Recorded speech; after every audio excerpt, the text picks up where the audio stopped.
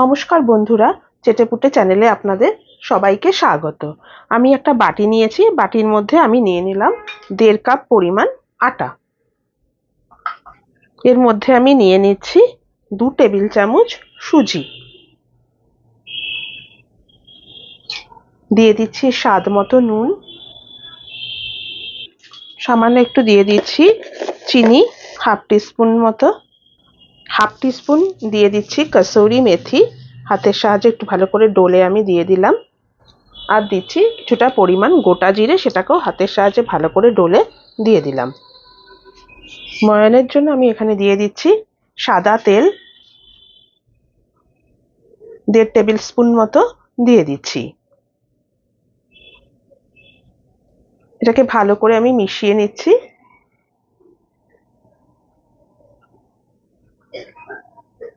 ময়ানটা দিয়ে ভালো করে আমার মাখানো হয়ে গেছে। দুটো জিনিস আমি দিতে ভুলে গেছিলাম, একটা হচ্ছে একটুখানি দিয়ে দিলাম চিলি ফ্লেক্স, এর পরিবর্তে আপনারা একটু কাঁচা লঙ্কা কুচি করে দিতে পারেন। আর হাফ টিস্পুন দিয়ে দিলাম সাদা তিল, এটা অপশনাল, দিলে ভালো লাগে তাই দিলাম। আবার ভালো করে একটুখানি মিশিয়ে দিলাম। এবার জল দিয়ে আমি এটার একটা ডো তৈরি করছি। ডোটা যে খুব বেশি নরম হবে তা না, অল্প অল্প করে জল দিয়ে মোটামুটি একটা শক্ত নরমের মাঝামাঝি আর কি, এরকম একটা ডো তৈরি করতে হবে। মানে আমরা লুচি তৈরি করার জন্য যেরকম ডো করি ঠিক সেরকম ডোটা বানিয়ে আমি ফিরে আসছি। দেখুন ডোটা আমার রেডি হয়ে গেছে, খুব নরম হয়নি, মোটামুটি একটা শক্ত টাইপেরই একটু ডোটা হয়েছে। এবার এটাকে আমি ঢাকা দিয়ে মিনিট 10 রেখে দিচ্ছি। সুজিটা রয়েছে, সুজিটাও একটু ফুলে যাবে। এবারে আমি পরের কাজটা আপনাদের দেখাচ্ছি। দেখুন আমি একটা আলু সেদ্ধ করে নিয়েছি মিডিয়াম সাইজের। আলুটাকে এবার আমি গ্রেটারের সাহায্যে গ্রেট করে নিচ্ছি। এই রেসিপিটা বানাবার জন্য আলুটাকে একটুখানি সেদ্ধ করে গ্রেট করে নিলেই বেশি ভালো হয়, খুব স্মুথ হয় আলুটা। খুব ইউনিক একটা রেসিপি আজকে আমি আপনাদেরকে বানিয়ে দেখাচ্ছি, টেস্টি ভীষণই হয়। আলুটা আমার গ্রেট করা হয়ে গেছে। এবার এখানে আমি কিছু জিনিস দিয়ে দিচ্ছি ওই 1/4 টিস্পুন করেই আমি দিচ্ছি মোটামুটি আদা কুচি, একটুখানি দিয়ে দিলাম কাঁচা লঙ্কা, এটা ঝাল বুঝে আপনারা দেবেন। 3টে রসুন দিয়েছিলাম আমি, সেই রসুনটা আমি একটুখানি থেতো করে সামান্য একটু কুচি করে নিয়েছি। আপনারা যদি একটু বেশি পরিমাণে করেন আর কি, সেক্ষেত্রে রসুনের পরিমাণটাও একটু বাড়িয়ে দেবেন। দিয়ে দিচ্ছি ধনে পাতা, ধনে পাতাটা দিচ্ছি আমি একটু বেশি, 2 টিস্পুন মতো দিয়ে দিলাম। দিয়ে দিচ্ছি সামান্য একটু গোটা জিরে, একটু দিয়ে দিচ্ছি চাট মশলা। আমি চাট মশলা দিচ্ছি, আপনারা এর পরিবর্তে একটু ভাজা জিরের গুঁড়োও কিন্তু দিতে পারেন। হাফ টিস্পুন মতো দিয়ে দিলাম। সামান্য একটু দিয়ে দিচ্ছি পেঁয়াজ কুচি, আমি কিন্তু নুনটা এখনো অবধি দিইনি, অল্পই দিলাম। আর দিচ্ছি একটুখানি পালং শাক কুচি। আপনারা যদি পালং শাক এই সময় না পান, সেক্ষেত্রে আপনারা একটুখানি পেঁয়াজ পাতা কুচি করেও দিতে পারেন। দিয়ে দিচ্ছি এবার একটু স্বাদ মতো নুন।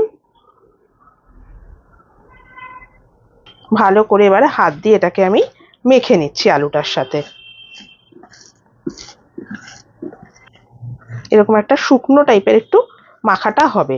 আর এটা বানিয়ে কিন্তু ঝটপট বানিয়ে নিতে হবে, কারণ শাকগুলো থেকে জল ছাড়ে আর আমার নুন দেওয়াও রয়েছে, সেজন্য যাতে জল জলে না হয় সেজন্য সবটা রেডি করে এই পুরটা রেডি করবেন, করেই এটা তৈরি করে নিতে হবে।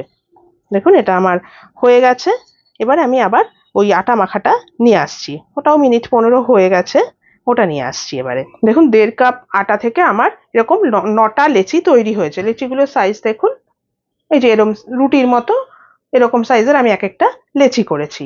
চলুন এবার একটা একটা করে বেলে পুরগুলো ভরে আপনাদের আমি দেখাচ্ছি। একটা লেচি আমি নিয়ে নিয়েছি, আমি একটু শুকনো আটা ছড়িয়ে দিলাম। এবার একটা লুচির মতো আমি বেলে নিচ্ছি।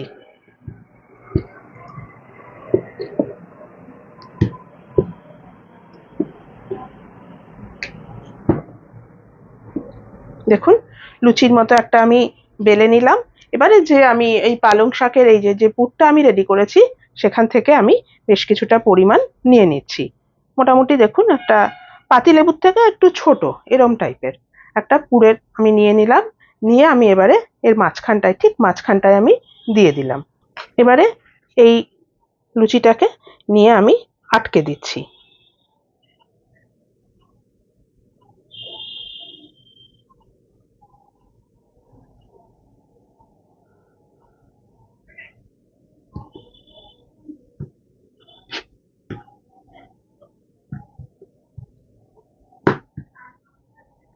দেখুন আটকে দিলাম। এবার সামান্য এটাকে হাতের সাহায্যে আপনারা চেপে চেপেও করে দিতে পারেন বা একটুখানি বেলন দিয়ে বেলে দিতে পারেন। যদি বেলে দেন তাহলে খুব হালকা হাতে এটাকে বেলতে হবে। আমি সামান্য একটুখানি বেলে দিচ্ছি, এতে কি হয় সব দিকে সমানভাবে পুরটা চলে যায়। দেখুন আর বেলার দরকার নেই, এই যে সব দিকে পুরটা দেখেছেন সমানভাবে চলে এসছে। এভাবে সবগুলো রেডি করে আমি আপনাদের দেখাচ্ছি। দেখুন আমি পুরিগুলো এরকম ভাবে রেডি করে নিয়ে এসছি। আমি সামান্য একটুখানি তেল দিয়ে দিয়েছি, খুবই কম তেল দিয়েছি। এবারে একটা একটা করে পুরি আমি ছেড়ে দিচ্ছি। ফ্লেমটা আমার মিডিয়ামে রয়েছে। একটা পিঠ একটুখানি ভাজা হলে আমি আবার উল্টে দেব। এই রেসিপিটা বানিয়ে আপনারা কিন্তু ব্রেকফাস্টে খেতে পারেন, টিফিনেও নিতে পারেন। খুবই সুন্দর খেতে হয়। আর তেলটাও খুব যে বেশি লাগে তা কিন্তু না, একদমই অন্য ধরনের একটা রেসিপি।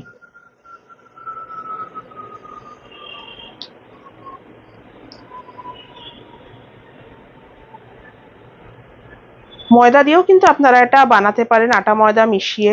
তবে সুজিটা কিন্তু অবশ্যই দেবেন, সুজিটা দিলে একদম অন্য রকম খেতে লাগে, টেস্টটা খুব ভালো হয়। উল্টে দিচ্ছি।